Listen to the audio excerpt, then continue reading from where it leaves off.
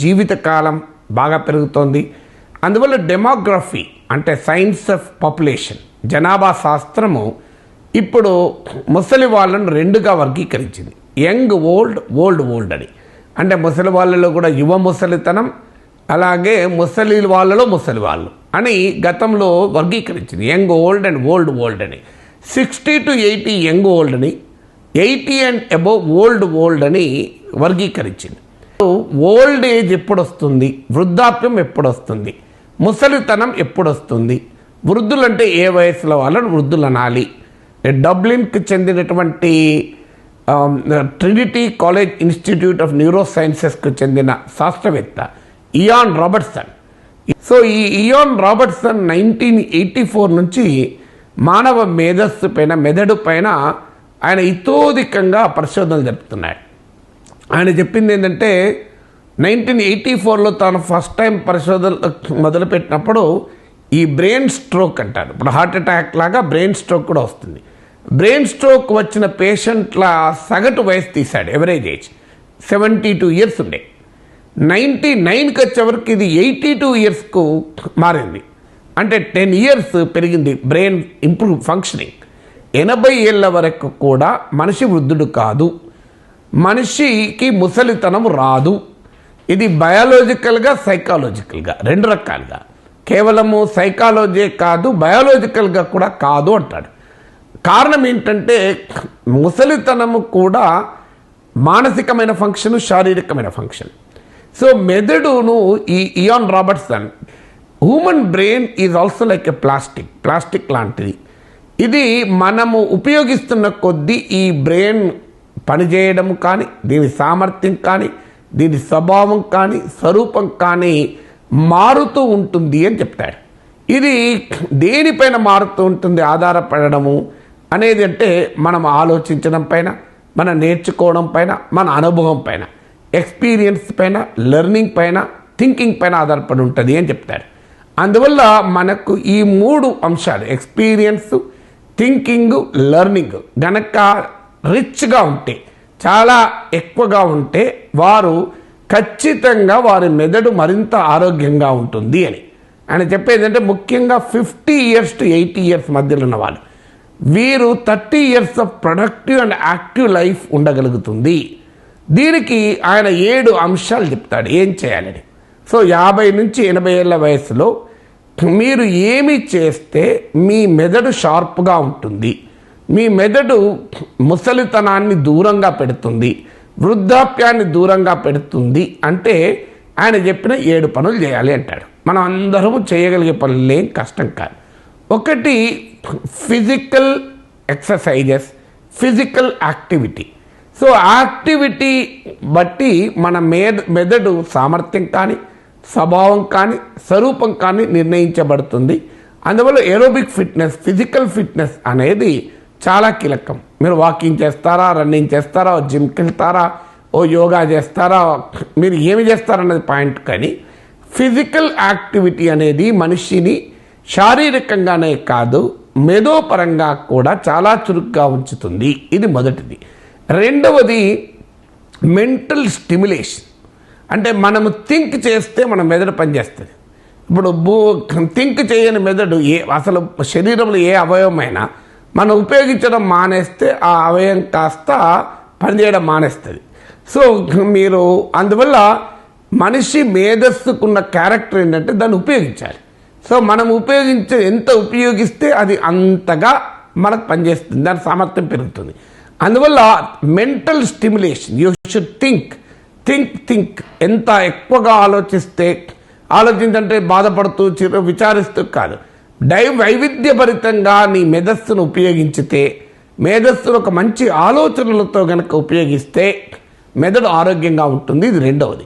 మూడవది ఏంటంటే లెర్నింగ్. నేర్చుకునేవారు ఆరోగ్యంగా ఉంటారు. అందుకే మీరు గమనించండి, కొంతమంది 80 ఏళ్ళ వయసులో, 90 ఏళ్ళ వయసులో, 70 ఏళ్ళ వయసులో కూడా PhD చేస్తుంటారు, కొత్త సబ్జెక్టులు నేర్చుకుంటారు, కొత్త లాంగ్వేజెస్ నేర్చుకుంటారు. వాళ్ళకి అవసరం ఏంటి అని ఇటీవల మెడికల్ ఎడ్యుకేషన్లో సీటు కొరకు కూడా ఏజ్ లిమిట్ ఉండకూడదని చర్చ రావడానికి కారణం ఇది. అందువల్ల learning as no age limit. నేర్చుకోవటానికి వయోపరిమితి లేదు. చాలామంది రిటైర్ అయినాక కూడా చదువుతూ ఉంటారు. So learning has no age limit and మీరు ఎంత నేర్చుకుంటే అంత ఎక్కువ నేర్చుకోగలుగుతారు. నేర్చుకోవడం పెరుగుతున్న కొద్దీ నేర్చుకునే సామర్థ్యం కూడా పెరుగుతుంది. నేర్చుకుంటున్న కొద్ది కొత్త విషయాల్ని అది మన మీద ఒక సైకలాజికల్ ప్రభావం కూడా చాలా ఎక్కువగా పడుతుంది. ఒక పాజిటివ్ సైకలాజికల్ ఇంపాక్ట్ పెడుతుంది. ఇది మూడోది. అందువల్ల ఆలోచించండి, నేర్చుకోండి, ఫిజికల్ ఎక్సర్సైజ్ చేయండి. ఇక నాలుగవది ఏంటంటే స్ట్రెస్ తగ్గించుకోండి. స్ట్రెస్ అనేది హ్యూమన్ మెమరీకి పెద్ద శత్రువు. మీ జ్ఞాపక శక్తి తగ్గటానికి ఒక ముఖ్యమైన కారణాలు స్ట్రెస్.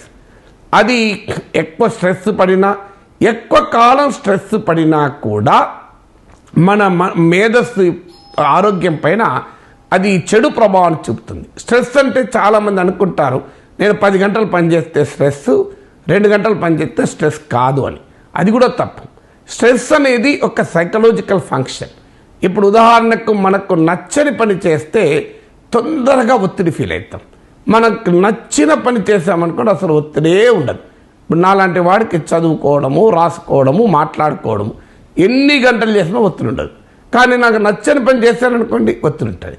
మీకు ఇంటికి ఎవరైనా బాగా నచ్చిన వాళ్ళు వచ్చారనుకోండి, మీరు ఎన్ని గంటలు వాళ్ళతో గడిపినా మీకు ఒత్తిడి ఉండదు. కానీ మీకు నచ్చని వ్యక్తులు వచ్చారనుకోండి, మీ మానసికంగా చిరాకు పడుతుంటాడు, వాడు ఎప్పుడు పోతాడా అని చూస్తారు.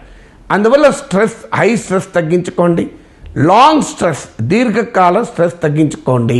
చాలా ఆనందంగా తేలికగా మనస్సుతో గడపడం నేర్చుకోండి. ఒత్తిడి మానవ జ్ఞాపక శక్తిని దెబ్బతీస్తుంది. ఇక ఐదవది ఏంటంటే ఫుడ్. మన ఆహార అలవాట్లు కూడా మన మెదడు పైన ప్రభావాన్ని చూపుతూ ఉంటుంది.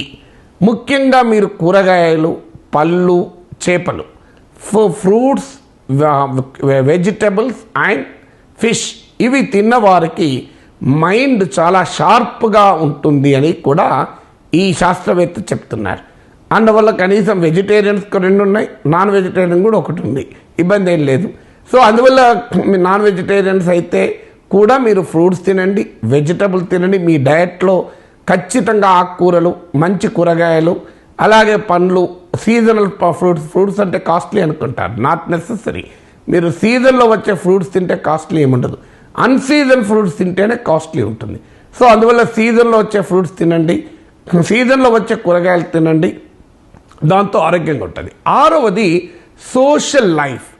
సోషల్ లైఫ్ ఎక్కువ ఉంటే వారి మైండ్ చాలా షార్ప్గా ఉంటుంది. చాలామంది అరే ఎవరితో తిరగద్దురా, నీ టైం అంతా వేస్ట్ అవుతుంది మన పిల్లలు చెప్తుంటాం. ఫ్రెండ్స్ వద్దురా, పర్లేదారా ఎప్పటికి ఫ్రెండ్స్ ఏనారా అంటుంటాం. ఫ్రెండ్స్ వచ్చాడు, ఫ్రెండ్స్తో ఆడుకోవడం, ఏమద్దురా కూర్చోవాలి, ఇంట్లో కూర్చోవాలి, చదువుకుంటూ కూర్చోవాలనుకుంటారు. కానీ అది నిజం కాదు. ఎవరికైతే స్నేహితులు ఎక్కువ ఉంటారో, ఎవరైతే సోషల్ ఇంటరాక్షన్ అంటే ఫ్రెండ్స్తో ఎక్కువ కాలం గడుపుతారో, ఎక్కువగా 10 మందితో కలిసి మెలిసి తిరుగుతారో వారి మెదడు చాలా షార్ప్గా ఉంటుందని పరిశోధనలు చెప్తున్నాయి. So have a rich social life. Covid వల్ల ఈ సోషల్ లైఫ్ కాస్త దెబ్బతిన్నది. సోషల్ లైఫ్ ఆన్లైన్ అయిపోయింది.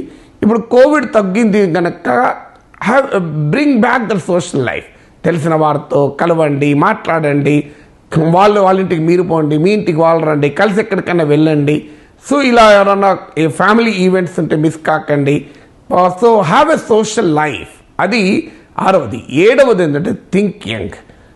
నేను ముసలివాణ్ణి అయిపోయాను, నేను వృద్ధుడైపోయాను, నా కాళ్ళు లేవా, ఆరోగ్యంగా ఉంటుందా, ఏమవుతుందో, ఎప్పుడు ఆరోగ్యం చెడిపోతుందో, అయ్యో 60 ఏళ్ళు దాటింది, 50 ఏళ్ళు దాటింది, ఈ సైకాలజికల్గా ఉండకండి.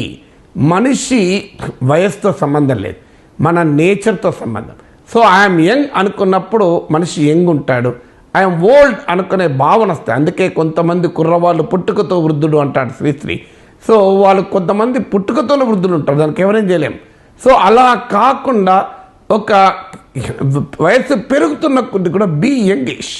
నేను ఐఎమ్ స్టిల్ యంగ్. అందుకే ఈ వీడియో చేయడం ఉద్దేశం ఏంటంటే 80 ఏళ్ళ వరకు కూడా మీరు you are not old, you may not be young. మీరు యవ్వనంలో ఉన్నారని నేనేమంటలేను, కనీసం ముసలి వాళ్ళైతే కారు. మీకు యవ్వనము 20 ఏళ్ళు ఉంటుంది అనుకుందాం, 25 to 50 అనుకుంటే అది 25 ఏళ్ళు ఉంటే యవ్వనం ఒక 10 years, మిడిల్ ఏజ్ ఒక 10-15 years అనుకుంటే ఈ age 50 to 80 is a very very useful age. ఇది అయిపోయిన ఏజ్ కాదు, ఇది కరిగిపోయిన ఏజ్ కాదు, ఇది స్పెంట్ ఏజ్ కాదు, it's a very productive age in life. So enjoy this productive age in life. 50 to 80, 60 to 60 వరకు ఎలాగో రిటైర్ కారు కనుక చాలామంది ఉంటారు. కానీ 60 ఏళ్ళు అయిపోయినాక జీవితం అయిపోయింది కాదు, మీకు వృద్ధాప్యం రాలేదు. You may be retired but you are not tired. Retire అయిన వాళ్ళు కూడా టైర్ కావాల్సిన అవసరం లేదు అన్నది ఈ కొత్త పరిశోధన మనకు చెప్తున్న అంశం. సో 80 ఏళ్ళ వరకు మీరు ముసలి వాళ్ళు కాదు, మీరు వృద్ధులు కాదు, మీరు ఓల్డ్ ఏజ్ పీపుల్ కాదు. అయితే సీనియర్ సిటిజన్స్ అవుతారేమో, కానీ వృద్ధులు మాత్రం కాదు.